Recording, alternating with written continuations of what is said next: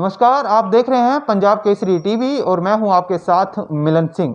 जैसा कि आपको पता है, कोरोना का दौर चल रहा है और कहीं ना कहीं स्वास्थ्य सुविधाओं पर भी जो है सवाल उठे हैं, तो कहीं ना कहीं प्रशासन पर भी सवाल उठे हैं। लेकिन जब सवाल गलत तरीके से उठे तो वो कहीं ना कहीं गलत महसूस होता है। हमारे साथ एसडीएम पालमपुर धर्मेश रामोत्रा जी हैं, खास बातचीत करेंगे। लेकिन इससे पहले बता दें कि ये कोरोना बोर्ड में पीपी किट के साथ गए थे, जो काफ़ी लोगों ने ट्रोल किया और कहीं ना कहीं जो बुद्धिजीवी वर्ग है और समाज सेवी वर्ग है उसने निंदा भी की। सर से बातचीत करेंगे और जानेंगे। सर, स्वागत है पहले तो पंजाब केसरी टीवी में। धन्यवाद मिलन जी। सर, सवाल यही रहेगा कि पीपी किट डाल के आप कोरोना वार्ड के अंदर गए। जब आप गए उसके बाद लगभग 2 हफ्ते के बाद ये ट्रोलिंग शुरू हुई। किस तरीके से देखते हैं और क्या कहेंगे सर?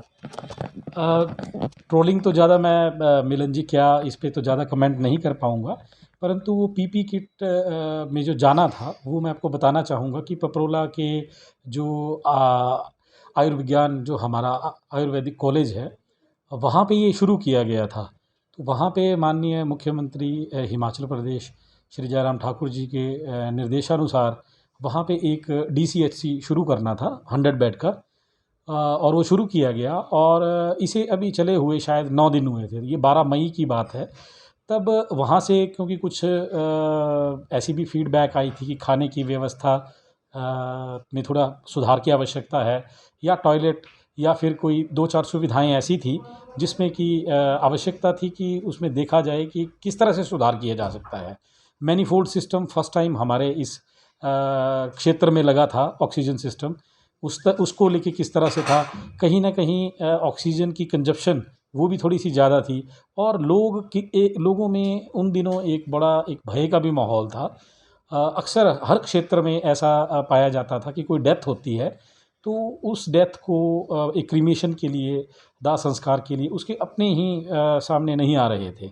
तो हमें लगा कि इस तरह से जो लोगों ने एक भय बना लिया है, उस भय को दूर करने के लिए ये भी बताना आवश्यक है कि कहीं कोविड पेशेंट्स के साथ अगर हम मिलेंगे सेफ्टी के साथ तो कोई ऐसी दिक्कत नहीं है।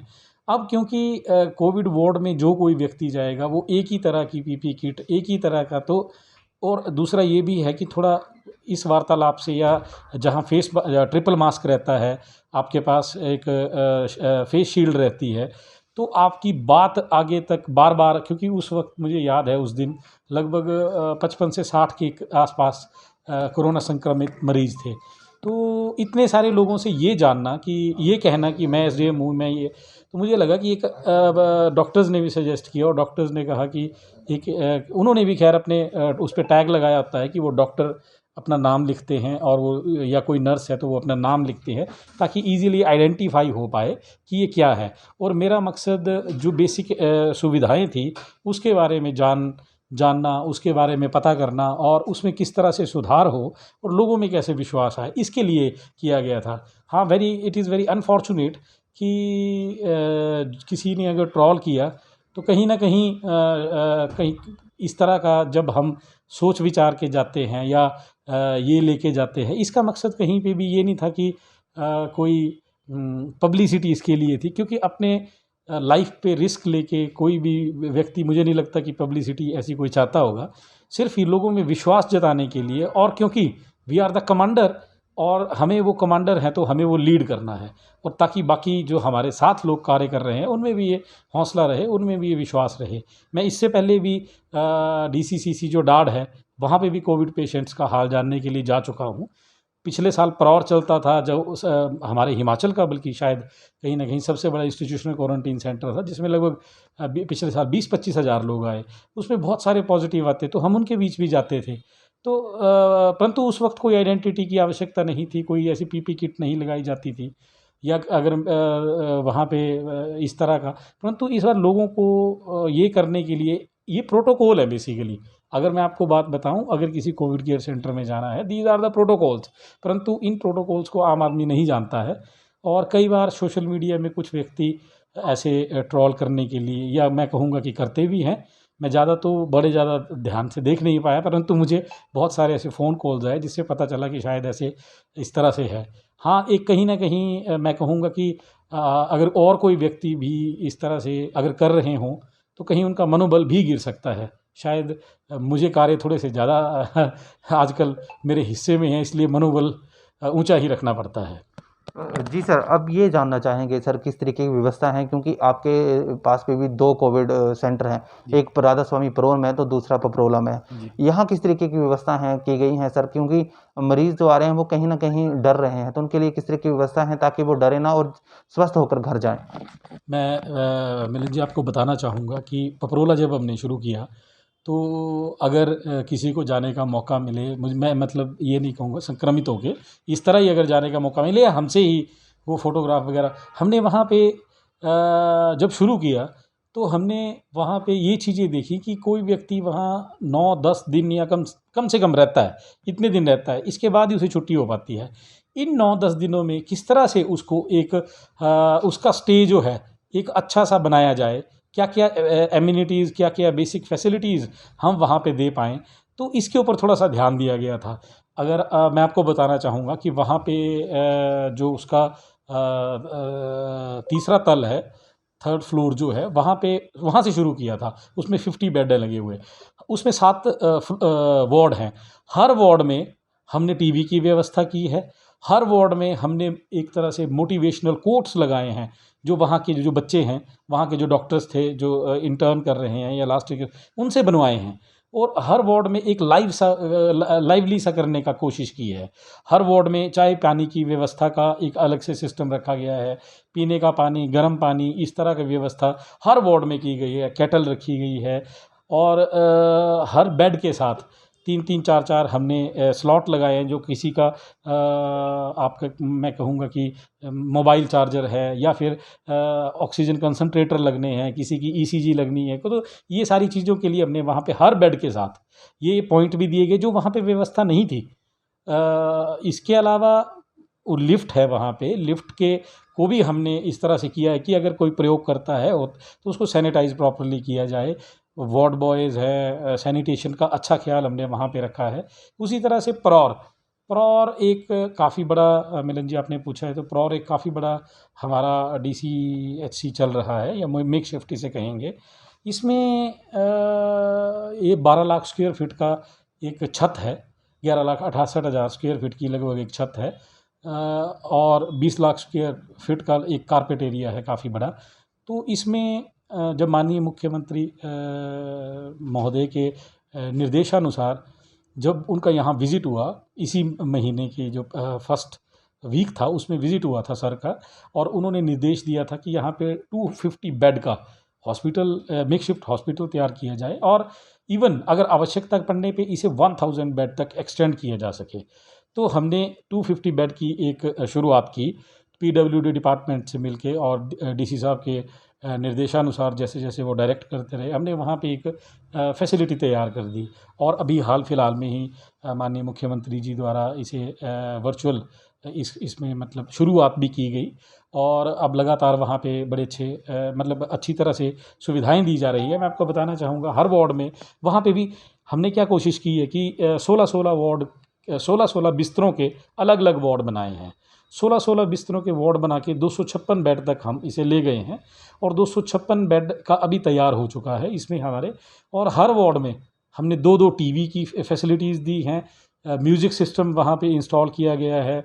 इसके अलावा हमारा जो वाटर डिस्पेंसर्स हैं, जिसमें गर्म पानी, ठंडा पानी वो आता है, वो हमने किसी से डोनेशन से लेके किए हैं, वहाँ पे लगाए हैं। सीसीटीवीज़ कैमरा की फैसिलिटी है। कई बार मरीज़ को लगता है कि उसने किसी से बात करनी है, तो every ward is equipped with ये जो हमारा फ़ोन होता है, इंटरकॉम से कनेक्टेड हैं, सीसीटीवीज़ लगे हैं। हर दो जो ब्लॉक है उनके साथ नर्सिंग स्टेशन बनाया गया है। नर्सिंग स्टेशन लगा, और हमारी जो मॉनिटरिंग है वो हर वार्ड पे रहती है। वो डॉक्टर्स बाकायदा उसमें रूटीन चेकअप करते हैं। बहुत अच्छी बात है सर, मैं आपको बताना चाहूँगा कि काफ़ी दिन हो गए इसे शुरू हुए, तो इतने दिनों में मैं आपको मतलब हम खुश नसीब हैं कि एक भी कैजुअलिटी अभी यहाँ नहीं हुई है। और अभी मुझे 4 मरीज़ जो हैं वो स्वास्थ्य लाभ लेके घर वापस जा चुके हैं। और अभी जिस तरह से भी संख्या बढ़ रही है, वहाँ पे लोग आ रहे हैं। मैं विशेष रूप से धन्यवाद देना चाहूँगा राधा स्वामी सत्संग परौर का, जिन्होंने बहुत ही स्वादिष्ट और स्वास्थ्यवर्धक पौष्टिक आहार की व्यवस्था वहाँ पे की है। पिछले वर्ष भी जब हमारे पास हज़ारों मतलब वो लोग आते थे और इंस्टीट्यूशन क्वारंटीन में जाते थे, तो वो व्यवस्था करते थे। इस बार भी उन्होंने खाने की व्यवस्था का जिम्मा लिया है और बहुत अच्छा वो खाना दे रहे हैं। स्थान भी उनका है, तो हम भजन इत्यादि लगा के भी उस तरह की उस स्थान की गरिमा बना के रखते हैं। और ये शायद कहीं ना कहीं कोई सुपरनेचुरल पावर ही कोई ऐसी है जो जहाँ से कि मैं कहूँगा कि बहुत अच्छा स्वास्थ्य लाभ अभी वहाँ पे मिल रहा है। लोग बहुत अच्छी तरह से यहाँ से अच्छे होके जाएंगे। हम भी प्रतिबद्ध हैं, जितनी ज़्यादा हो सके वहाँ पे फैसिलिटीज़ दी जाएंगी। वहाँ पे भी मुझे लगता है शायद मुझे पीपी किट डाल के जाना पड़ेगा। इस बार भी शायद मुझे एसडीएम पालमपुर ही लिख के जाना पड़ेगा, क्योंकि मेरा ऐसा मानना है कि लोगों ने अगर कोई शिकायत करनी है, कुछ कहना है या कोई सुझाव देना है, तो उनको ये आइडेंटिफाई होना बहुत आवश्यक है कि मैं किस व्यक्ति से बात कर रहा हूँ। अदरवाइज़ उसे तो यही पता नहीं चलेगा कि मैं डॉक्टर हूँ, क्योंकि हो सकता है वो अपने स्वास्थ्य के बारे में बात करे तो मैं कुछ नहीं कर पाऊँगा। मेरा काम है बेसिक एमिनिटीज़ और मैनेजमेंट और वहाँ पे क्या सुविधाएं ला सकता हूँ, या फिर अगर कहीं पे कार्य ठीक नहीं हो रहा है तो वो मेरे साथ शिकायत करें। और इसके लिए शायद मैं हर व्यक्ति को बताऊं कि मैं एसडीएम हूँ, मैं एसडीएम हूँ, वो थोड़ा सा डिफ़िकल्ट हो जाएगा। तो इट इज़ मतलब अगली बार भी जाऊंगा तो शायद इसी तरह से जा पाऊंगा सर। सर अब बात करेंगे होम आइसोलेशन की। होम आइसोलेशन में जो मरीज रह रहे हैं उनकी कहीं ना कहीं शिकायत आती है कि आशा वर्कर समय से नहीं पहुंच पा रही है, या जो कंट्रोल रूम बनाया है वो समय से जो है हाल चाल नहीं पूछ रहा है। किस तरह की व्यवस्था है अगर पालमपुर उपमंडल की बात की जाए? मैं बताना चाहूँगा मिलन जी, हमारा पहले भी एक जो कंट्रोल रूम था, एक तरह से कॉल सेंटर टाइप में चलता था। वो पिछली बार भी आप शायद आपको पता भी होगा, हमने यहाँ पे एक ऑटोमेटेड सिस्टम सा चला के रखा था, जिसमें ऑटोमेटेड रिप्लाईज़ हुआ करती थी और कंसर्न पर्सन जो था उसी को जाता था वो कॉल और उससे वो बातचीत किया करते थे। इस बार हमने जो लोग यहाँ पे कंट्रोल रूम में बिठाए हैं, हमारे यहाँ पे रात को ही जब हमारे पास ये रिपोर्ट आ जाती है कि कितने संक्रमित हैं, हम उनके साथ कांटेक्ट करना शुरू कर देते हैं और दोपहर होते होते हम हर व्यक्ति के साथ कांटेक्ट कर लेते हैं। सिर्फ उन व्यक्तियों के साथ कांटेक्ट नहीं हो पाता है जिनका या तो एड्रेस गलत है या मोबाइल नंबर गलत है, जो कि उनके द्वारा ही प्रोवाइड किया जाता है। अन्यथा और वो लिस्ट जो है वो बाकायदा प्रतिदिन हम जिला प्रशासन को दे देते हैं कि इन इन लोगों से कांटेक्ट नहीं हो पाया, इतने लोगों से कांटेक्ट हुआ। और हम तो एक तरह से सेकेंडरी और टर्शरी कांटेक्ट की भी लिस्ट बनाते हैं और ये भी इंश्योर करते हैं कि दवाइयाँ सबको पहुंच पाएँ। सिर्फ एक ही चांस रहता है कि अगर किसी ने कोई मोबाइल नंबर गलत लिखाया है, कोई एड्रेस गलत लिखा है, कई बार जैसे मान लिया जाए एक व्यक्ति अपना नाम लिखाता है, मिस्टर अपना कोई नाम लिखाता है और लिखा देता है ऐसे ही पालमपुर। अब पूरे पालमपुर में उसे ढूंढना मुश्किल है, ऊपर से अगर उसका मोबाइल नंबर भी गलत हो तब तो फिर उसे बिल्कुल ही ढूंढना असंभव ही हो जाता है। तब कहीं ना कहीं उसके आस पड़ोस के लोगों से ही पता चल पाता है कि ये कहाँ पे ये मिल सकता है, जो थोड़ा सा डिले, वही डिले जो है उसकी दवाई में होता है। अन्यथा हर फ़ोन नंबर से हम पर्सनली कांटेक्ट करते हैं। अगर कोई बीच में गैप रह जाए तो हम बीएमओ, कंसर्न बीएमओ, क्योंकि यहाँ पे 2 बीएमओ हैं, बीएमओ गोपालपुर और बीएमओ भवारना, उनको उन तक ये बात पहुँचाते हैं और वो जो है दवा ये जो मेडिसिन है वो वहाँ तक मरीज़ तक पहुँचाते हैं। हमारा सर यहाँ अभी काफ़ी कंट्रोल में आ गया है और काफ़ी ज़्यादा मैं कहूँगा कि डेथ रेट भी बहुत कम हो गया है। जहाँ पहले संक्रमण काफ़ी ज़्यादा भी हुआ है, काफ़ी बहुत बहुत ज़्यादा मरीज़ भी आए हैं, आजकल बहुत कम, मैं कहूँगा कि ईज़िली ट्रेसेबल। तो आई डोंट थिंक कि कोई ऐसी अब सर्ज डाउन जा रही है, परंतु फिर भी हम उसी मशक्क़त के साथ लगे हैं, उसी मशक्क़त के साथ रहेंगे और आशा करते हैं कि बहुत जल्द ये कोरोना संकट दूर हो। सर आखिरी सवाल रहेगा, कोरोना के मामले आपने भी जिक्र किया कि कम हो रहे हैं और देखा भी जा रहा है कि मामले कम हो रहे हैं, लोगों से आप क्या अपील करेंगे? क्योंकि आपके पास देखा जाए तो एक बहुत बड़ा बाजार भी आपके पास आता है, लोग आते हैं, भीड़ होती है, नियमों की कहीं ना कहीं अवहेलना भी होती है। क्या अपील करेंगे कि लोग सुरक्षित रहें और मामले जिस तरीके से रोज़ाना कम आ रहे हैं ये दिन प्रतिदिन कम आ रहे हैं? मैं आपके माध्यम से सभी लोगों से आग्रह करता हूं कि जो भी मेरा ये संदेश सुन रहे हैं, वो कृपया एक चीज़ का तो पक्की बात मान लें कि कोरोना कम हुआ है, ख़त्म नहीं हुआ है। और कम होने से लेके बढ़ने में एक जो लाइन है वो बड़ी थिन लाइन है। हमने देखा कि जब पिछले वर्ष ये संकट लगभग समाप्त हो गया था और हिमाचल कहीं न कहीं कोरोना फ्री की तरफ अग्रसर हो रहा था, उसी वक्त ये जो हमारे त्योहार आए या हम लोगों ने ये मानना शुरू कर दिया कि कोरोना ख़त्म हो गया है, उसी कड़ी में हम लोगों का यहाँ पे केसेस बढ़ते गए। अब अगर सरकार ने छूट दी है, क्योंकि बहुत सारे लोगों की रोजी रोटी, बहुत सारे लोगों का जीवन यापन इसके माध्यम से ही चलता है, तो अगर लोगों को ये बाज़ार आने की सुविधा दी गई है और लोग अगर बाज़ार आ रहे हैं तो उन्हें अपने आप में एक नियम बनाने होंगे, कुछ नियम कि भीड़ नहीं करनी है, अनावश्यक बाहर नहीं आना है, अनावश्यक कोई गैदरिंग्स नहीं करनी है, नितांत आवश्यक ना हो तो कृपया बाज़ारों में ना जाएं, क्योंकि बाज़ार ही अब हमारे संक्रमण का एक मुख्य मैं कहूँगा कि पाइवट बनेंगे, जहाँ से जिस धुरी पे सारी ये चीज़ें घूमेंगी और हमारे केसेस जो है वो बढ़ेंगे। तो मैं सभी लोगों से आग्रह करूँगा कि संयमता के साथ ये जो छूट मिली है उसे देखें और समझदारी का एक अपना परिचय दें। हिमाचल बहुत अच्छा राज्य है, पढ़ा लिखा साक्षर राज्य है। हम एक जो टॉप के पोजीशंस हैं उसमें कहीं फॉल करते हैं और हमें ये जो पोजीशंस हैं इसे एक इनका मान भी रखना है और ये भी बताना है कि हम आने वाले समय में बहुत समझदारी से कार्य करेंगे और इस कोरोना संकट से बाहर निकलेंगे, अच्छी तरह निकलेंगे और इसे हरा भी पाएंगे। जय हिंद। तो ये थे एसडीएम पालमपुर धर्मेश कुमार रमोत्रा, जिन्होंने हमसे खास बातचीत की है। तो साथ में ये भी कहा है कि पीपी किट पहन के जो इन्होंने नाम लिखाया था वो पब्लिसिटी के लिए नहीं था, बल्कि मरीजों के लिए था, ताकि वो उन्हें पहचान सके। साथ में इन्होंने लोगों से अपील भी की है कि कोरोना को लेकर ढिलाई ना बरतें, जितनी सावधानी हो सके उतनी बरतें। देखते रहें पंजाब केसरी टीवी।